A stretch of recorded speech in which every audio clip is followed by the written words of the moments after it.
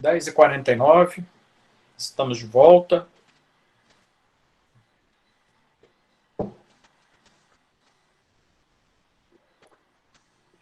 Dez minutos foi suficiente? Foram suficiente? Tranquilo, professor. Ótimo, beleza. Dá uma esticada no corpo, né? 3 horas de aula seguida é pesado. Fisiologia, né? Não, mas a aula tá legal, professor. Só é ruim Bom, quando né, a esse aula é assunto? chata. Quando a aula é chata, aí você fica cansado, dá vontade de dormir. Eu assisti um curso no domingo, um curso gratuito, 2 horas. A hora que o cara falou assim, bom, vamos acabar, eu falei, mas já? Cara, muito bom o curso, passa rápido demais. Não, Bom, sexta-feira, porque eu tô bom, estudando tá gostando. Se tiver algum problema, na sexta-feira, eu tenho aula de manhã com o Jovino e à noite com a professora Denise. Cara, eu não conheci ela, mas pensa numa professora maravilhosa. A aula dela começou às 7h15, parou às 10 e eu, mas já? E ela já é 10? Tanto que a aula dela foi gostosa de ouvir. passa Nossa, muito rápido. bom. Aí é bom. E olha que é uma matéria, Não, tipo assim, um aí pouquinho cansa, né? chata, né? Que é citologia. Ave Maria. Mas a aula dela é muito boa. Gostei. Qual que é? Citologia. Citologia e embriologia. Citologia? Eu tô pegando essa matéria à noite. Ótimo. É o que eu falei agora. É o que eu falei agora para vocês, né? A citologia, que é o estudo da célula, é de fundamental importância para a gente, tá? E o profissional de educação física normalmente não valoriza muito isso. Mas, vamos lá. Vamos dar sequência aqui. Bom, no finalzinho eu mostro novamente, principalmente aos alunos que hoje estão fazendo a primeira conexão. Hoje tem 8 alunos novatos aí que não tiveram na semana passada. Mas a aula da semana passada, a aula desta semana, que a gente fez até agora, eu vou juntar os 2 vídeos em um só, vou colocar no meu YouTube e vou colocar o link no AVA. Essa aula que a gente está começando agora, eu vou cortar aqui o vídeo e vou começar outra aula, que é a nossa segunda aula, aparelho cardiovascular 1. Aí eu vou gravar essa aqui e vou colocar outro vídeo. Se a gente terminar ela semana que vem, só semana que vem que eu vou disponibilizar a gravação dessa parte aqui para vocês, que aí eu junto as duas para ficar um vídeo só e não confundir ninguém. Tá ok? Aparelho cardiovascular 1 e depois a gente vai ter aparelho cardiovascular 2. Eu vou fazer aqui uma revisão de anatomia e já entrando na fisiologia. E o cardiovascular 2, eu vou falar de cardiovascular durante o exercício. Quais são as alterações que o nosso organismo no cardiovascular sofre durante o exercício, tá bom? Então, hoje começa a parte de anatomia e fisiologia em repouso. Então, você tem que o aparelho cardiovascular é um sistema fechado, ou seja, o sangue sai de um ponto e volta para este mesmo ponto, ele não sai do meu corpo. O local do sangue é no aparelho cardiovascular. Eu não posso ter uma abertura. Não é interessante esse sangue ficar em outra região do meu corpo.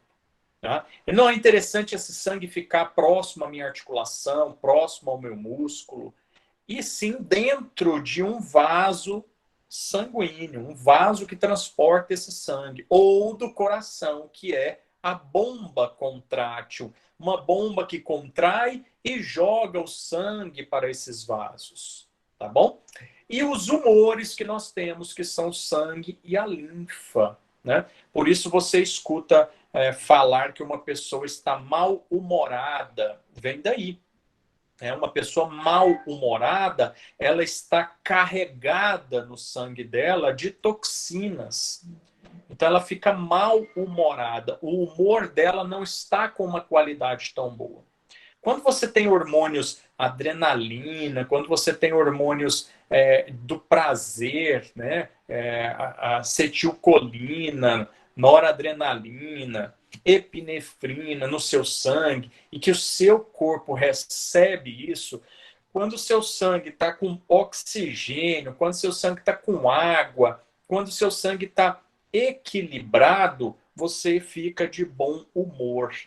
Né? Então, isso está relacionado. A nossa expressão, a nossa percepção, a nossa presença em um ambiente, ela é decorrente do que está tendo no meu sangue, tá? Do que está tendo no meu organismo. Se eu estiver carregado demais de toxinas, de substâncias químicas, eu vou ficar com um humor bem alterado para o negativo. E isso pode afetar o meu comportamento. Né? O meu comportamento ele é afetado pelo que eu tenho dentro do meu organismo. E o sangue é o ponto crucial disso. Tá? E a linfa, né, que é o que faz a remoção de grandes partículas de toxinas no nosso organismo. Tá bom? Então, esse é o nosso sistema circulatório, que tem funções, como eu falei anteriormente, de transportar substâncias. Né? Então, pega aqui um carboidrato, uma proteína, íons, água, vai lá no meu intestino e pega tudo isso. Vai lá no meu pulmão e pega oxigênio. E leva essas substâncias até órgãos-alvo, até células-alvo, né? Células que precisam de carboidrato, de proteína, de gordura, de água, de oxigênio. Né? E pegam o que não presta dessas células, CO2, creatinina, toxinas, ácidos, e remove para órgãos excretores. Então, o sangue tem essa função de fazer o transporte. O meu sistema circulatório, o meu aparelho cardiovascular tem essa função de fazer esses transportes, tanto para o bom quanto do ruim. Né? E nesse processo, né, de trazer o que é bom e tirar o que não presta, ele promove uma regulação do meu organismo, tá bom? Então, o meu organismo vai ficar regulado nesse sentido, né, com nem tanto o excesso de um ou de outro, né? E aí, consequentemente, ele consegue me oferecer a proteção adequada, porque no meu sangue é que eu tenho alguns elementos chamados de elementos figurados que fazem essa função de proteção, né? Algumas vezes consegue, outras não, né? Contra o Covid, por exemplo, 19, a gente não está conseguindo ter essa proteção efetiva do sistema circulatório, mas outros vírus a gente tem proteção, outras questões a gente tem proteção. Né?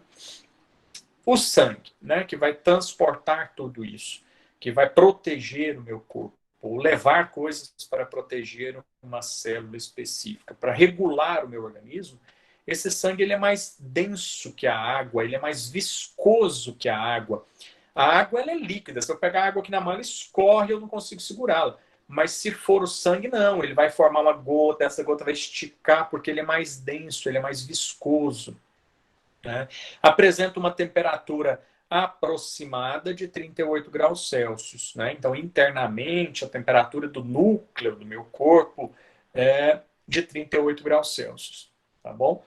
Externamente, a temperatura externa, né, ela é de cerca de 36,5 a 37 graus Celsius. Né? Então, é 1 grau Celsius, 1,5 graus abaixo da temperatura do núcleo. Tá bom? Então, quando eu estou com 38 graus Celsius no termômetro, significa que eu já estou com 39 graus e meio, né, no núcleo do meu corpo, tá bom? Esse sangue representa cerca de 8% do peso do meu corpo, né? São cerca de 5 litros de sangue aproximadamente, tá? A mulher um pouco menos, 4 a 5 litros, e o homem de 5 a 6 litros, né? Essa diferença de sangue, de concentração, de quantidade de sangue está pela quantidade de tecidos corporais. Então, não posso generalizar, é uma aproximação. Então, se eu pegar uma mulher com 2 metros de altura e com uma massa muscular ou gorda significativa, ela vai ter mais sangue do que um homem pequeno e magrinho, tá? Então, isso é relativo, porque normalmente um homem maior com maior massa muscular, e a mulher, normalmente, ela é menor. Então, isso é relativo, tá? É só uma generalização. Então, ambos têm aproximadamente 5 litros de sangue, tá bom? Lá da citologia que você citou agora há pouco, né? O sangue, ele apresenta representa, né, 8% do peso corporal, os outros 92% são outros líquidos, tá? E os próprios tecidos, né? Então, do meu peso, eu tenho osso, eu tenho pele, eu tenho músculos, ligamento, vísceras, né? Que dá 92% do meu peso. E 8% é sangue, tá bom? Então, se você pegar o Borginho, que pesa 100 quilos, vir aqui, cortar o pulso do Borginho, cortar os pulsos do Borginho aqui e deixar o sangue vazar todinho, o Borginho vai pesar, então, 92 quilos, tá? Porque o sangue, você tirou ele completamente do meu sistema vascular. Né? E esse sangue, ele tem duas partes, tá? Sangue é composto por... Tem dois componentes, né? No meu sangue. O plasma representa 55% do meu sangue, tá bom? Então, plasma, que é um líquido extracelular, que é 8% apenas dos líquidos corporais, né? Ele representa 55% do plasma sanguíneo. E os outros 45% são o que eu falei agora para vocês, os elementos figurados, né? Plaquetas, né? Os glóbulos vermelhos, ou as hemácias, glóbulos brancos, né? Ainda colocando assim, né? O colega ainda falou de vou lá, treino na Bolívia, né? E volto para cá. Eu não vou ter, eu vou ter mais glóbulos vermelhos, mas eu não vou ter capacidade de ligar todos eles ao oxigênio, né? Então eu vou aumentar os elementos figurados. Então ali cerca da metade do que o cara tem no sangue é de hemácias, né? Que são cerca de 5 milhões de hemácias, 5 milhões e meio de hemácias que a gente tem no nosso sangue, né? Muita célula, né? Muita célula mesmo. Hemácias são células anucleadas, tá? Ela não tem um núcleo com material genético, com DNA, mas são células, tá bom? Elas não apresentam núcleos, mas são células. Aí você vê lá no início do curso, né? E outros elementos figurados, né, que acontecem, que existem no nosso sangue também, representando esses 45% aí, que são células de defesa, né, no nosso organismo, os neutrófilos, linfócitos, monócitos, basófilos, macrófagos, eosinófilos, né, são células de defesa do nosso corpo, né, que estão ali no nosso sangue para realizar a proteção do nosso organismo e representam esses 45% aí, né? Uma das teorias daquela hemoterapia é justamente isso, né? Quando eu tiro o sangue aqui da veia do cara, vou lá e jogo no músculo, aplico no músculo, a tendência é aumentar a quantidade de macrófagos ali na região, né? Para que ocorra defesa contra um agente infeccioso que está tendo naquela região ali. Essa era a ideia inicial, né? Agora, o plasma é importantíssimo, né? Eu falei para vocês na aula anterior, né? De hidratação, de beber água, porque água, né? O meu plasma, que é 55% do total do meu sangue, esse 55%, esse plasma, 91% dele é água. 90% do plasma é água. Os outros percentuais aí, né, 7 a 10%, é de proteínas, albuminas, fibrinogênio, globulinas, né, e eletrólitos, né, que são os íons, né, os eletrólitos, nutrientes, né. Então, é 7% que está ali no plasma de proteína, de gordura, né, de carboidrato, de oxigênio, né, de CO2, de hélio, esses outros, ou outras substâncias reguladoras, né, algumas enzimas, hormônios, né, ou até mesmo escórias do processo todo, né, ácido lático, ácido pirúvico, alguma coisa assim. Restos de metabolismo, né, CO2, tá bom? Creatinina, ureia, ácido úrico, né? Aí tem um monte de coisas ali que compõem os outros 7%. Tá? Então, esse é o sangue, só para você entender o que tem ali. Né? Eu não vou cobrar isso em prova. Quantos por cento do plasma é proteína? Quantos por cento de proteína são albuminas? Não vou te perguntar isso em prova. Tá? O intuito aqui não é saber constituição de biomédica, laboratorial de sangue. Só estou te contando para você entender o que é o sangue, porque isso faz diferença no entendimento de outros conteúdos dentro da fisiologia. Né? Mas eu não vou te perguntar quantitativo de nada disso aí, não, tá? Agora, saber que o peso corporal do indivíduo, 92% é líquido, 8% é sangue. Desse sangue, 55% é plasma, 45% é figurado, de elementos figurados. Isso é importante para você, tá? Porque faz diferença para o restante de conteúdos aí da fisiologia. Então, saber que o sangue tem plasma, que é líquido extracelular, né? Então, o líquido extracelular e elementos figurados, aí isso aí já é conteúdo básico da disciplina de fisiologia. Isso aí você precisa saber, tá bom? Agora, quanto do plasma, quantas plaquetas existem, eu não vou te fazer esse tipo de pergunta, tá bom? E aí o nosso sistema circulatório, né, ou o aparelho cardiovascular, como eu falei para vocês agora há pouco, mas nos livros traz sistema circulatório, então eu vou deixar assim por enquanto, é dividido pelo sistema sanguífero, sistema linfático e órgãos hemopoéticos. Órgãos hemopoéticos, medula óssea, por exemplo. Medula óssea, ela tem lá dentro do osso, lá dentro do meu osso, no miolinho do meu osso, né, tem a medula. E essa medula do meu osso, ela tem células tronco dentro dela. Essas células tronco, elas são capazes de se diferenciar em várias outras células, tá? Então, se eu pegar aqui, ó, esta célula tronco que está aqui, o meu corpo capta informação de que está faltando, por exemplo, hemácias. Aí o sistema nervoso manda informação para esta célula e ela se diferencia e ela se transforma, ela se diferencia em hemácias. Mas se o meu corpo captar informação que está faltando linfócitos, ela se diferencia em linfócitos, linfócitos beta, linfócitos gama, linfócitos teta, e aí vai.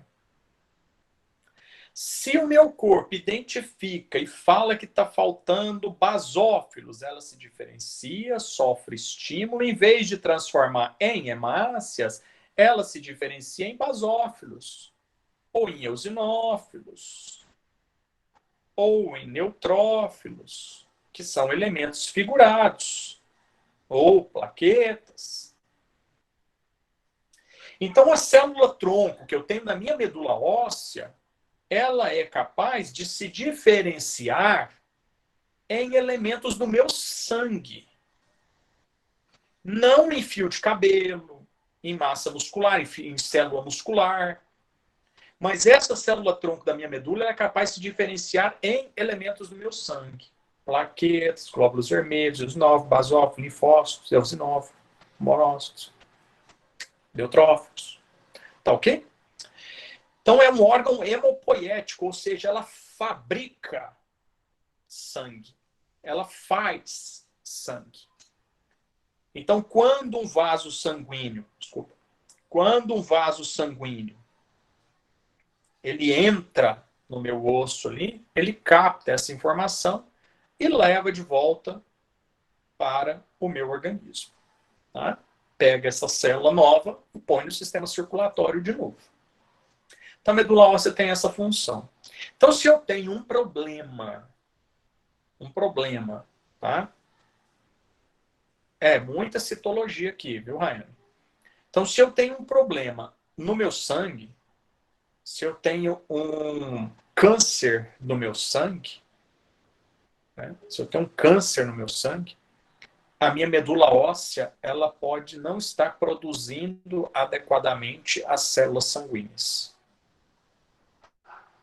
O meu corpo pode estar atacando as células sanguíneas produzidas pela minha medula. Aí o médico vai lá, generalizando, tá? Para você entender. Tira a minha medula óssea, pega a medula óssea de um doador e coloca dentro do meu osso. Então, fiz um transplante de medula óssea. agora o meu osso vai estimular essa nova medula a produzir novas células para o meu sangue novamente, ou elementos figurados para o meu sangue. Né? E aí o meu corpo para de atacar essas células, ou essas células são produzidas sem defeito.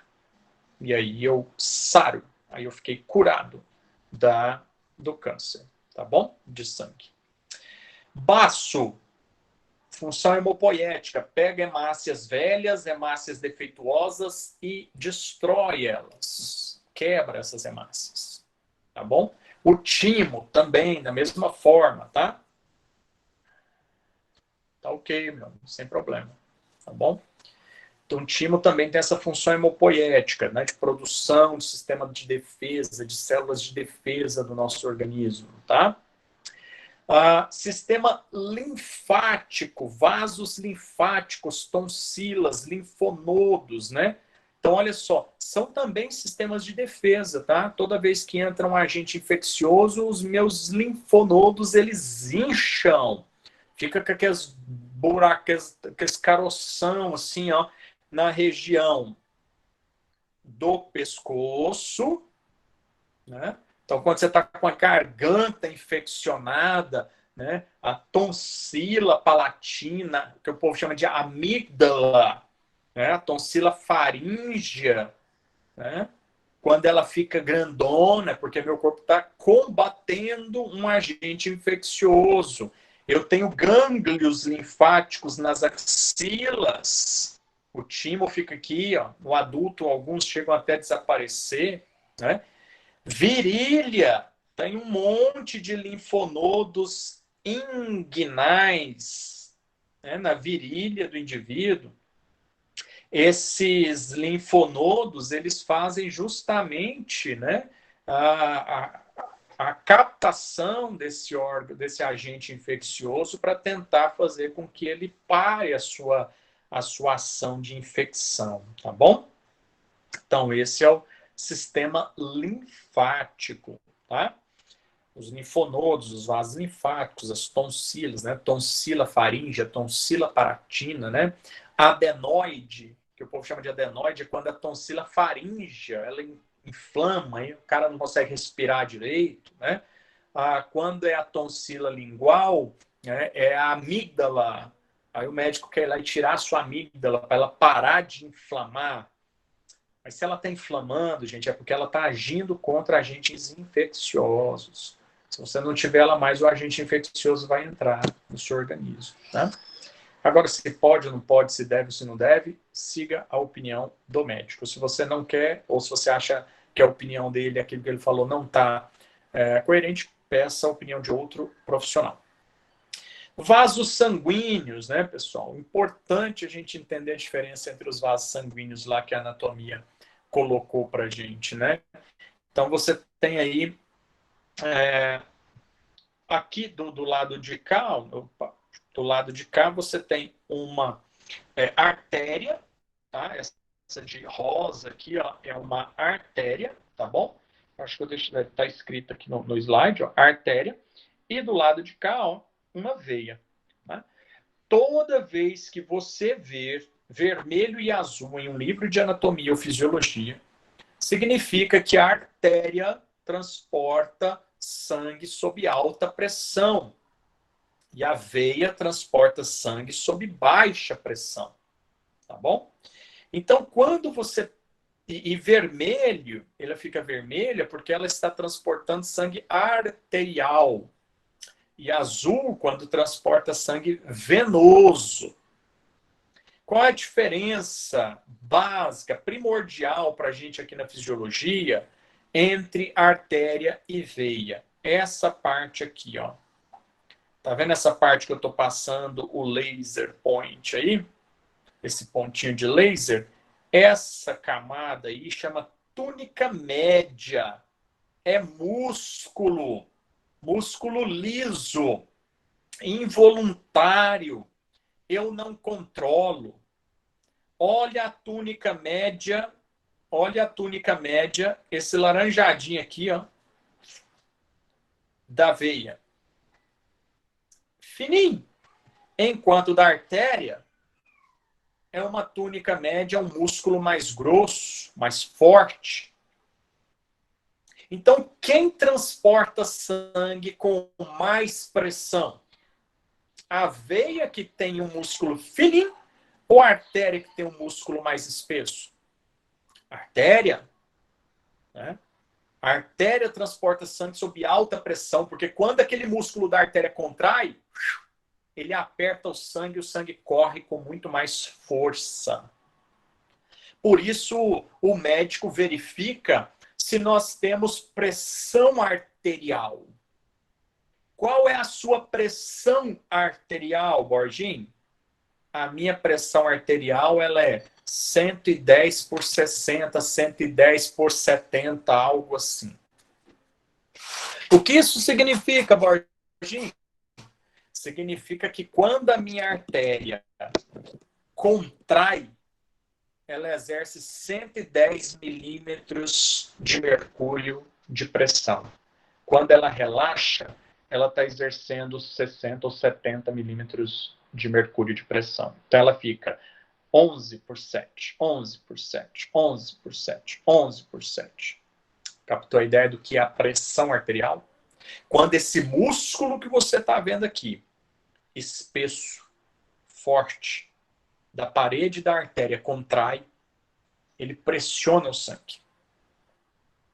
E quando ele relaxa, ele continua pressionando o sangue, só que mais fraquinho. Agora a veia, pessoal, tem uma camada muscular tão fininha que ela não é capaz de pressionar o sangue com tanta força. Enquanto a artéria pega o sangue do coração e joga para os tecidos, a veia pega o sangue dos tecidos e traz de volta para o coração. Então a artéria leva o sangue e a veia traz o sangue. Então, para a veia funcionar bem, quando o sangue venoso vem por aqui, ó,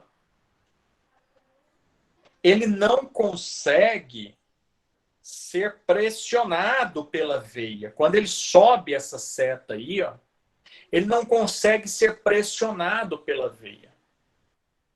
Então vem sangue empurrando. Aí, à medida que esse sangue passa para cima, ele tenta voltar pela ação da gravidade.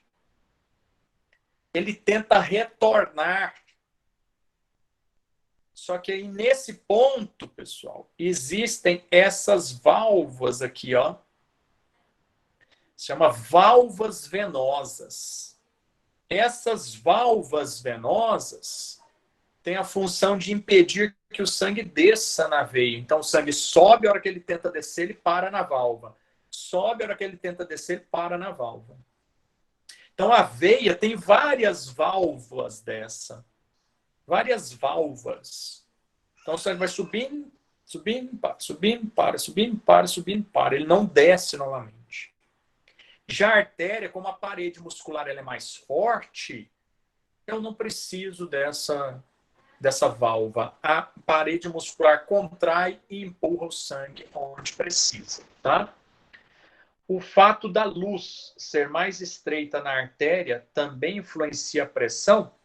Sim, e depende da luz. Tá bom, Victor? Que é o próximo assunto aqui agora. Então, olha aí a luz do vaso, né? Estou postando outro desenho já para você, tá? Olha a luz de uma artéria.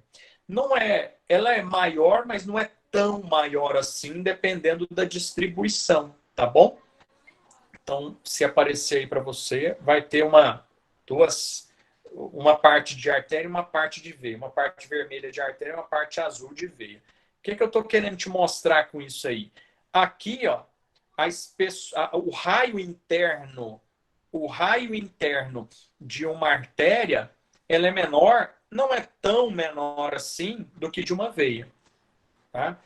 Com o mesmo objetivo. Artéria distribuidora e veia principal coletora.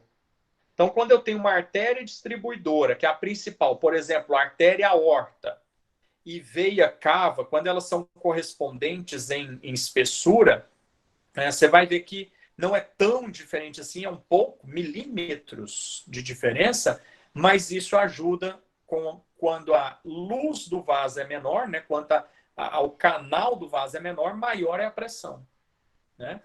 É como se você pegasse uma mangueira do seu jardim, aquelas mangueiras cortadas a tampa assim. Eu dou sempre esse exemplo porque é clássico. Aí você vai lá e abre a torneira. Aí a água faz assim, ó. E você quer jogar essa água lá do outro lado do jardim. O que você faz? Você vai lá e tampa a mangueira. Você tampa um pedaço da mangueira com seu dedão. Aí a água faz o quê? Vai forte. Você aumenta a pressão porque você diminuiu a luz do vaso. Então, se eu diminuir a luz desse vaso aqui, ó, tampar um pedaço, essa artéria vai explodir de sangue jogado para frente, né? E esse é um dos grandes problemas que nós temos, viu, Victor? Com doenças arteriais, né? Com doenças arteriais. Por exemplo, a aterosclerose. A aterosclerose é isso, né?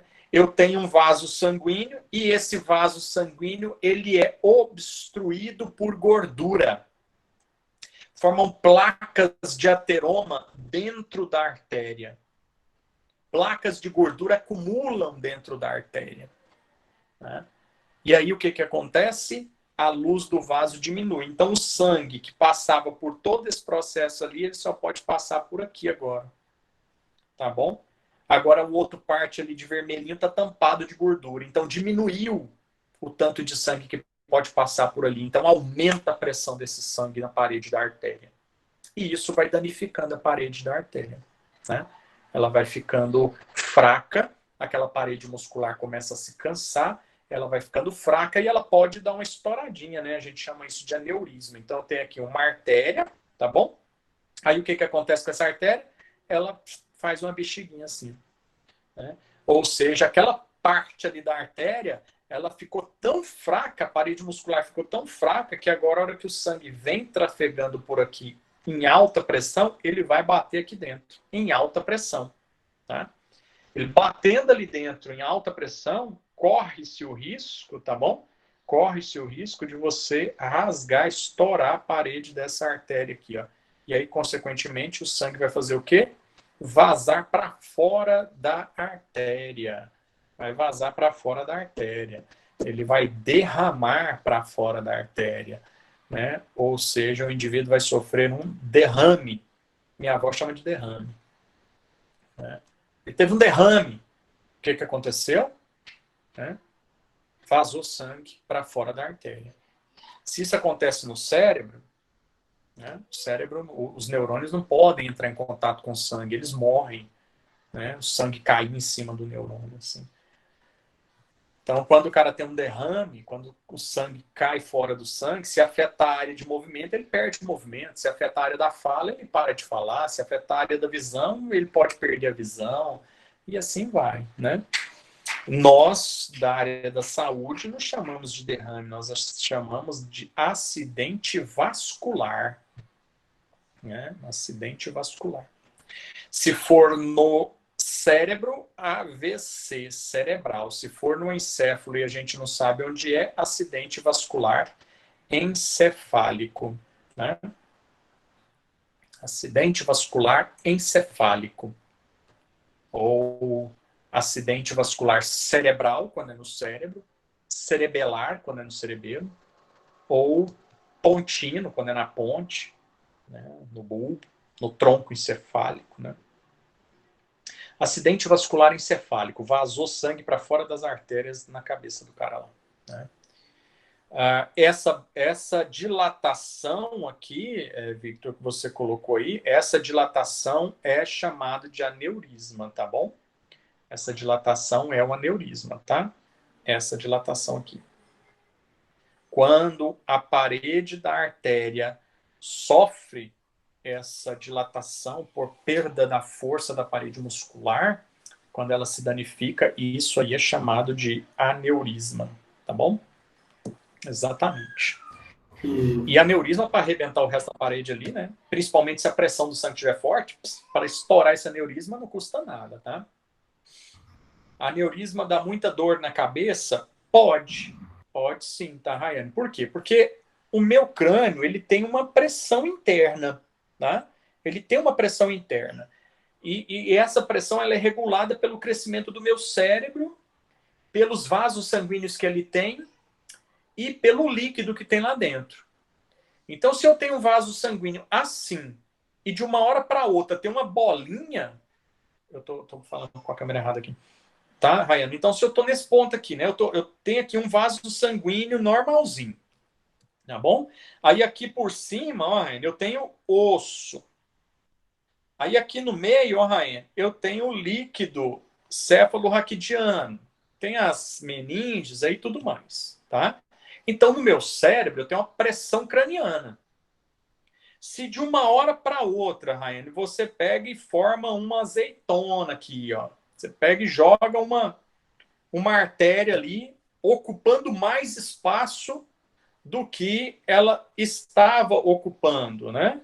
Se você joga ali uma dilatação na parede da artéria, que agora está ocupando um espaço que não estava, o que eu fiz? Eu estou empurrando o líquido, eu estou empurrando as meninges, então isso vai aumentar a pressão dentro do meu crânio. E esse aumento de pressão intracraniana pode sim gerar dor de cabeça. Assim como o excesso de líquido dentro do meu crânio, né? Uma hidrocefalia. Então está produzindo mais líquido, não está absorvendo, está entupido um canal de absorção de líquido, também pode gerar uma dor de cabeça. Porque eu conheço uma pessoa que ela veio. Ela trabalhou aqui comigo, né? Ela cuidava de uma criança à noite e, tipo, ela falou que estava com aneurisma. Aí ela sentia muita tontura e disse que não conseguia enxergar, que ela tinha que ficar em ambiente escuro e muita dor de cabeça. Aí por isso que eu tô te perguntando se realmente causa a dor de cabeça. Porque dela não ir no médico, ela falou que era isso, mas ela não teria certeza, né?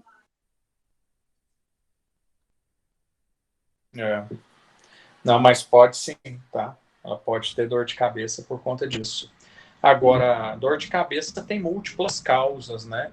A própria hipertensão, uma pessoa que tem uma pressão na artéria muito maior, né? Então, esse cara aqui está tendo uma pressão muito grande. Então, a pressão arterial sistólica dele está alta.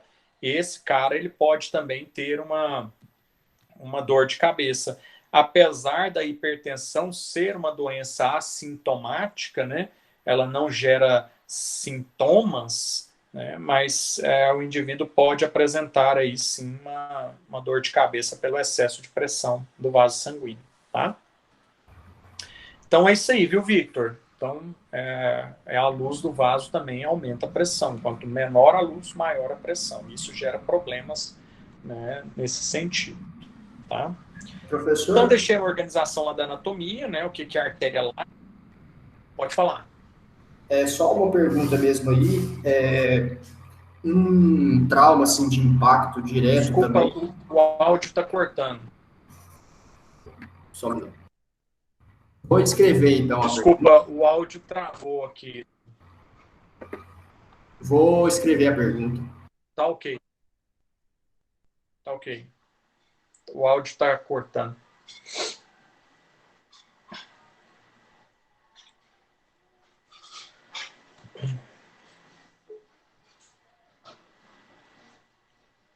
Sem pressa, vamos na tranquilidade.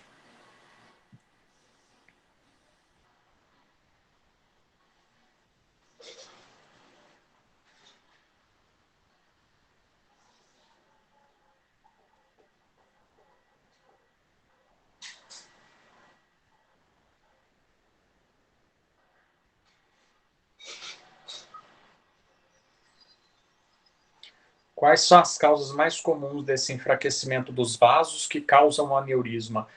Lucas, tem muitas causas, tá? 70% das principais causas está relacionada ao seu estilo de vida. Sedentarismo e tabagismo. Tabagismo é o pior deles para enfraquecimento da parede da artéria, tá? Sedentarismo é o segundo pior. Então, tabagismo, sedentarismo, alimentação entra depois. E, por último, ali, os últimos fatores são os fatores genéticos, tá certo? Então, é comum você ter avós com varizes, porque a varize também é um enfraquecimento da parede, só que da veia, tá? Da veia, não da artéria. Então, é muito comum você ter uma avó toda com a perna varicosada, a filha também, a neta, que é novinha, com 18 anos de idade, já está com aquelas veinhas pretas na perna lá. Tá? Então, você tem um fator genético também relacionado a esse enfraquecimento da parede. Mas 70% dos principais problemas estão relacionados a tabagismo e alcoolismo, sedentarismo, alimentação de péssima qualidade, e aí vai entrando nesses outros aspectos. As causas mais comuns do enfraquecimento da parede dos vasos. Tanto para gerar, porque aí tem uma série de fatores, né? Tanto para gerar o enfraquecimento da parede, como para formar o aneurisma por si só. Certo, Lucas? Traumas de impacto também podem causar aneurisma. Não só o aneurisma da parede do vaso, mas como também trauma no tecido que está sofrendo impacto, né? Então, nosso corpo ele tolera até certo ponto algumas pancadas. Mas se você pegar, por exemplo, esportes de contato direto, como Muay Thai, né? O Muay Thai é muita pancada, então eu defendo com o meu corpo, né? Então o cara dá um chute, eu defendo com a canela, com o antebraço, eu ataco com o cotovelo. Beleza, o trauma para mim ele é pequeno, mas eu defendo com o antebraço, eu defendo com o braço, né? Eu defendo com a minha perna, com a canela, né? Com a perna e tal. E esse excesso de traumas repetidos, recebidos pelo tecido, vai gerar uma lesão séria, né? Se for na cabeça, então, nem se fala, né? Esses lutadores de MMA aí são loucos nesse sentido, tá? De ficar lá tomando trauma o tempo inteiro, todo dia trauma na cabeça. Isso gera lesões até irreversíveis, né? Visto vários lutadores antigos aí, né, com lesões cerebrais que afetam o aparelho locomotor, inclusive, né? Muito bem lembrado pelo Lucas, o Muhammad Ali, um dos que mais teve, né, problemas com isso, né? O Parkinson atingiu ele de cheio nesse sentido. E a teoria é de que foi ocasionada pelo excesso de traumas cranianos, né? Vitor Hugo ainda continua ali. Nesse caso, a dor de cabeça, o exame mais apropriado seria uma ressonância magnética. A dor de cabeça pode ser gerada por Pode, eu tenho dor de cabeça tensional, né? Então tensões na musculatura posterior, na musculatura de masseter, de mastigação, né? Pode gerar dor de cabeça, né? Para você ver, né, Victor? Vou dar um exemplo pessoal, tá, Victor? Eu quebrei um dente por tensão excessiva na mastigação, por tensão excessiva nos músculos da mastigação. Então, esse negócio de quarentena, né? Minha esposa perdeu os 2 empregos, eu perdi um, tô só com um, conta para pagar, 2 meninos, o pai com doença tem que cuidar, a mãe tá... Aí, cara, é sobrecarga demais, né? Meu irmão não mora aqui, meu irmão mora em outra cidade, a sobrecarga foi muita. E aí, o que acontece? Você tá tenso, né? E a tensão gerada foi tão grande que eu quebrei um dente. Dos dentes lá de trás. Quebrou um cúspide, quebrou o topo do dente, assim. Amanhã eu tenho que ir ao dentista para ver o que ele vai fazer ali. Né? Colocar uma resina, alguma coisa ali para reconstruir, para evitar infiltração no meu dente. Então, gera fratura de dente, gera alteração temporomandibular, tensão muscular de trapézio, de eretores da espinha, semiespinhal da cabeça, semiespinhal do pescoço, gera dor de cabeça, que são as dores de cabeça tensionais, né? Agora, qual é o exame apropriado para isso? Precisa de um médico, né? Então, tá tendo dor de cabeça? Um médico, neurologista, ele vai avaliar sinais clínicos, vai te fazer um monte de perguntas, e esses sinais clínicos vão dar a ele um direcionamento para saber se ele precisa de um exame adicional. Aí ele vai saber, eu preciso de um raio-x, para ver se tem alguma coisa aqui. Um raio-x você vê aneurisma. Eu preciso de uma tomografia, eu preciso de uma ressonância. Aí ele que vai determinar qual é o exame que ele vai solicitar para concluir o diagnóstico dele ou ajudar ele a concluir o diagnóstico, e assim vai. Tá bom? certo? Lucas, ficou respondido? Valeu, Vitor, obrigado. Vai melhorar, isso é tranquilo, professor. passar esses trem, passa. Certo, né? Bom, pessoal, e aí Professor, o coração, né? professor, mas sobrecargas afeta muito o Oi? psicológico, né? Sim, Professor, é tudo psicológico. Isso é é. tudo psicológico que desencadeia no físico. Né? Tá? Então, qualquer alteração a nível de sistema nervoso que eu tenho, né, física ou psicológica, isso gera, ou química, isso gera uma descarga física corporal. Isso aí é clássico, não tem Né, nessa dúvida disso. pandemia, Tá? muita gente deu síndrome do pânico, né? Eu conheço umas 3 colegas que tá com síndrome do pânico. Teve uma que até, tipo, se suicidou, né? Então foi muito difícil para ela, perdeu o emprego, o marido super nervoso, então acabou não aguentando. Por mais que foi em psicólogo, tudo, mas tá difícil para algumas pessoas, né? Tá difícil. Tá difícil para todo mundo, se for brincar, né? Os ricos dos mais ricos estão perdendo dinheiro e estão ficando preocupados. Os pobres estão ficando preocupados, já estão preocupados tem tempo, desde antes da pandemia, só sobrecarregou mais. Né? Porque a questão financeira é o que pesa, né? Porque você tem contas para pagar, você tem pessoas para cuidar, e isso acaba gerando um estresse emocional. Se você não tiver uma fonte de descarregar isso, né? Um esporte, dar umas pancadas num saco de areia, né? Em vez de descontar na esposa ou a esposa no marido, você vai bater no saco de areia, né? Meu filho, ele vem aqui, cara, tem hora que ele bate no primo dele, entendeu? O primo dele é um pouco menor, tem 6 meses de diferença. Aí eu ensinei ele a bater no travesseiro. Eu falo, vem aqui, descarrega aqui. Você tá nervoso, vai lá na sacada e grita. Os vizinhos começam a reclamar. Eu falo, não tem problema não, filho, pode gritar. Grita aí na sacada. Tem hora que eu tô dirigindo com ele no carro, vou lá pro meu pai. Ele, papai, eu quero gritar. Eu falo, aqui dentro do carro não, pelo amor de Deus. Você grita na hora que chegar lá no vovô. Aí chega lá e grita, sai correndo. Então eu levo ele para andar de bicicleta, eu levo ele para jogar bola, eu boto o moleque para correr, entendeu? Porque senão não dá, é muita atenção, não é só para gente que tem responsabilidade financeira, não. As crianças também, né? Tá com a responsabilidade de ficar o tempo inteiro dentro de um apartamento de 70 metros quadrados, o moleque não aguenta. O psicológico dele também surta, entendeu? Você acha que não? O moleque surta do psicológico. Então eu tenho que cuidar disso também. Então acaba sobrecarregando ainda mais para mim, né? E aí já começa. Mas você tem que achar uma fonte de descarregar. Você tem que conversar com uma pessoa, você tem que conversar com um profissional.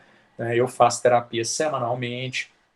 Espero continuar conseguindo pagar a terapia para continuar conseguindo resolver esses problemas. Né? Eu faço exercício mal e mal agora, estou fazendo bem mais ou menos depois da quarentena, porque dando aula, filho para cuidar, aí não dá para treinar todo dia. Né? E agora que eu estou tentando adquirir o ritmo de novo. Então, você tem que achar uma fonte de fazer isso, né? Eu criei um outro Instagram, olha só, eu criei um outro Instagram que é só de bobagem minha de charuto, chama Sacada do Tabaco, só para ficar assim, ó, criando publicações e pegar a minha mente e tirar do problema e criar uma publicação sobre tabaco, sobre charuto, sobre uísque, sobre cerveja. Então eu vou falando coisas que me dão prazer, né? Porque eu tenho que achar uma fonte de distração. Porque se eu ficar parado, pensando só na sua aula, ou pensando nos problemas que eu tenho, eu vou surtar. Então eu tenho que achar uma outra coisa para fazer. Então eu tenho que achar um jogo, eu tenho que achar uma música, eu tenho que achar um seriado, eu tenho que achar. Aí eu não gosto muito de seriado, estranho. Aí eu fiz o quê? Eu montei um Instagram sobre os meus charutinhos, vou lá e publico algumas coisas todos os dias para ajudar outras pessoas que não entendem de charuto e principalmente para me ajudar. Porque ao criar uma publicação, eu vou estudar. E ao estudar, a minha mente sai do foco que eu estou pesado. Então, foi uma indicação do meu psicólogo. Acha uma fonte que você precisa se distrair. Escutar uma música. Aí eu vou escutar uma música, aí o cara fala da mulher que traiu, porque não sei o quê, aí fala do carro, eu falo, nossa, meu carro, eu tenho que pagar o seguro, eu tô sem dinheiro para pagar o seguro. A música já acabou, já começou outra, e eu tô focado no meu problema. Né? Aí, se for música sertaneja, então, fala da esposa que traiu, da mulher que saiu, aí você surta de novo, porque aí você já começa a pensar no seu lado. Ah, então, né, é complicado, né? Aí eu fui fazer o quê? Criei um outro Instagram para brincar, sabe? E nesse sentido, fiz cursos, fiz live no Instagram, fazendo as coisas assim para mudar o foco, porque senão a sobrecarga é muito grande, né? Mas a gente consegue sair, só que tem que ter ajuda. Você está percebendo que um amigo está nessa situação, você tem que ir lá e oferecer ajuda, né? Essas férias agora, cara, eu entrei em contato com uns 3 ou 4 alunos que me mandaram mensagem no privado, entendeu? Assim, um aluno da outra instituição, cara, ele estava para cometer o suicídio. Aí eu passei ele para um colega, pedi um colega para conversar com ele, que é da psicologia, professor Marcelo. Então, assim, sabe, vai passando para o gestor pegar e dar um direcionamento, conversar e tal, porque senão as pessoas não conseguem sair. Então, quem tem mais estabilidade, quem tem mais conhecimento e informação acerca desses processos, tem que ajudar. E agora vem o Setembro Amarelo, né? Que é justamente uma mensagem, é uma campanha de combate ao suicídio. Então a gente tem que estar atento a esses aspectos. Como profissional da área da saúde, eu tenho que estar atento a esses aspectos. Com meu vizinho, com meu pai, com minha família, com meus primos. Então, mandar mensagem, aquele primo que você não conversa tem tempo, que você não vê tem tempo, manda mensagem. Desde a quarentena eu não vejo meu irmão. Meu irmão mora em outra cidade, mas a gente via todo fim de semana, ou eu para lá ou ele para cá. E as coisas complicaram. Desde o início da quarentena eu não vejo meu irmão, mas mensagem todos os dias, chamada de vídeo, eu quero te ver. Abre o vídeo aí que eu quero te ver. Entendeu? E assim vai. E na medida do possível, né, encontrar as pessoas que você tem certeza que não estão contaminadas aí, né, para conversar, É, para se interar e tudo mais. é igual Mas é minha complicado sobrinha. mesmo. Minha sobrinha, ela veio descobrir depressão agora, na pandemia, né? 17 anos, na fase da adolescência. Minha prima trabalhava muito aqui em Goiânia, ela mora no interior, não tinha muito tempo para a filha. Ela chegou ao ponto dela mandar mensagem no WhatsApp falando que ia se cortar. Aí eu assustei, eu falei, o que essa menina tem? Ela realmente ia provocar o suicídio, né? Tipo, porque ela não tava aguentando. Porque dela tá parada, tá sozinha em casa. Aí a mãe dela teve que É sair do emprego para dar complicado. apoio. Ah, Muito difícil, né? é. O meu filho, nessas férias, eu tirei um brinquedo dele, porque ele foi deselegante, desobedeceu, eu tirei um brinquedo, ele falou, eu vou furar seu olho. Então você vê, né, aonde vai a mente da pessoa. Uma criança de 3 anos falar que vai furar meu olho, por quê? Né? Você acha que eu bati nele, briguei? Não. Eu falei, mesmo, mas se você furar, o papai não vai enxergar, não vai te ver mais. E aí, como é que eu vou fazer para dirigir o carrinho, para a gente poder ir no vovô? Aí você tem que ir para buscar a razão disso, né? Lógico que aí eu fui ao psicólogo, né? Eu tenho um psicólogo infantil que eu faço acompanhamento a cada mês para ver o que está acontecendo. Essas respostas que ele está me dando, o que, que isso pode ser? Para evitar um problema maior de acontecer. Porque tem gente que fala assim, eu vou furar seu olho. Ah, vai! Rumo, tapa no moleque, bota de castigo. Só piora a situação, né? Nesse sentido. Então, traumas, gente, de ordem psicológica ou de ordem física, elas desencadeiam respostas no nosso corpo em vários sentidos, né? E essas respostas é que a gente tem que estar atento, né? Possíveis lesões, roxos no corpo, dor no corpo, né? E assim vai, né? Ah, bom filme, viu, Vitor? Bom filme, viu? Excelente. Muito, muito mesmo. Fala dos impactos na cabeça dos jogadores de futebol americano, cara. Esse filme é top, viu? E tem um professor no Brasil, que é o Manarino, que ele, depois eu mostro o Instagram para vocês, que ele fala muito sobre traumas, concussão cerebral, tá? Concussão cerebral. Depois vocês pesquisam esse termo. Concussão cerebral, tá bom? Eu vou escrever aqui para você. Concussão cerebral. Tá? É trauma mesmo na cabeça, entendeu? E é pesado, né? Então você tem que prestar bastante atenção nisso, tá? E aí, pessoal, outra parte do nosso aparelho cardiovascular, né, para a gente concluir a conversa de hoje, né, para você fazer uma revisão desse processo, é o coração, né? Então tem alguns dados do coração, que é anatômico, eu não vou te fazer esse tipo de pergunta em aula, né? mas vocês tiveram anatomia, né? Com quem vocês tiveram anatomia? Escreve aí para mim, por favor. Saber com quem que vocês tiveram aula. E na anatomia, quando a gente fala de cardio, né? Anatomia básica, né? Com Kleber, comigo, né? A gente fala da grande circulação, da pequena circulação, né? A gente fala sobre a circulação, em algumas turmas dá para falar, né, sobre circulação fetal, circulação porta-hepática, né, alguns tipos de circulação. Mas a principal é você entender, né, que nesse ponto do coração você vai ter, né, do lado direito, sangue venoso. Então, volta do meu organismo sangue venoso pela veia cava inferior aqui, volta pelo meu organismo da cabeça e membros superiores, sangue venoso da veia cava superior e cai no átrio direito. Né? Do átrio direito, esse sangue passa para o ventrículo direito.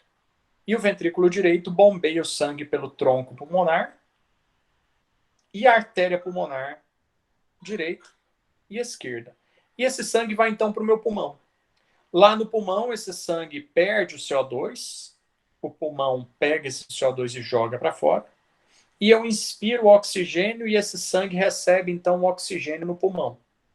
Esse sangue do pulmão, então, retorna pelas veias pulmonares do lado esquerdo, veias pulmonares do lado direito, e esse sangue arterial, agora rico em oxigênio, cai aqui no meu átrio esquerdo, que passa para o ventrículo esquerdo, e é bombeado pela artéria aorta, tronco aórtico, vai para a cabeça, membros superiores, desce a artéria aorta aqui para tórax, vai para abdômen, membros inferiores. Né?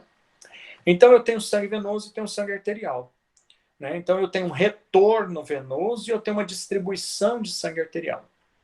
Quero que você faça uma revisão da anatomia que você teve, nesse aspecto, grande circulação e pequena circulação. De qualquer forma, eu deixei aqui, tá, essas informações para você, tá bom? Deixei aqui, ó, lá no finalzinho dos slides, eu deixei aqui os tipos de circulação, tá? Deixei aqui para você ver. Grande circulação, pequena circulação, né, que é a circulação pulmonar, circulação sistêmica, circulação colateral, portal e fetal, essas a gente não vai trabalhar. Vou trabalhar com a grande e a pequena, circulação sistêmica e pulmonar, tá bom? E rever isso aí para que a nossa próxima aula, então, né, elas possam, então, a partir deste ponto, né, a gente entender o que acontece com essa circulação, com o sangue, com o coração, à medida que a gente entra em exercício. Tá certo? Então, eu vou falar de exercício contínuo, eu vou falar de exercício intervalado, eu vou falar de exercício progressivo, eu vou falar de exercício com sobrecarga, intermitente, tá? Musculação, e aí depende de vocês, né? Então eu vou dando alguns exemplos. Pode partir para lutas, que o Lucas participa bastante. O Lucas que é da lutas, né? Do jiu-jitsu, é o Lucas Siqueira? Acho que é isso. Tá? Acho que é o Lucas mesmo, que eu lembro da semana passada. Bom, então, se o Lucas fizer pergunta de luta, o que acontece, tá? Eu vou direcionando as respostas para ele. Se alguém fizer pergunta da musculação, eu vou direcionando para a musculação. Então, para o esporte que a turma ou que você tem interesse de entender, né? Não do jiu-jitsu. Tem algum aluno aqui que é do jiu-jitsu agora, então não é o Lucas, não. Agora eu não lembro. Bom, mas depois a gente fica vendo aí de novo, tá? Tá certo, pessoal? Então, foi uma revisãozinha de anatomia, né? Só para deixá-los tranquilos, né? Eu fujo, principalmente no início da disciplina, eu deixo o assunto fugir um pouquinho do conteúdo da aula, tá? Então, vai lá no negócio tal, vai no assunto tal, eu não tem problema, eu deixo o assunto fugir, depois eu busco de novo para ler, tá?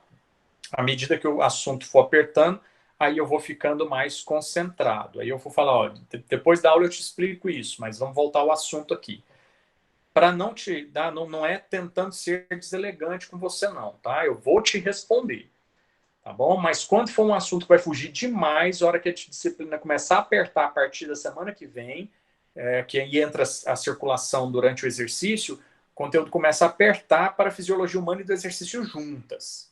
Então, a hora que começar a concentrar demais o assunto, A hora que a pergunta fugir um pouco, eu vou voltar de imediato para o assunto para não perder a linha de raciocínio, tá? Como foi hoje uma revisão de anatomia da aula passada e introdução à fisiologia da circulação, aí eu deixei um pouquinho as coisas saírem um pouco. Mas não deixe de perguntar. Eu não quero que você deixe de perguntar. Eu só vou pedir para você guardar a pergunta para o final da aula, que eu vou sempre terminar um pouquinho antes, justamente para responder outras questões. Tá certo? Eu vou te responder. Só que tem assunto que eu não posso deixar perder o fio da meada a partir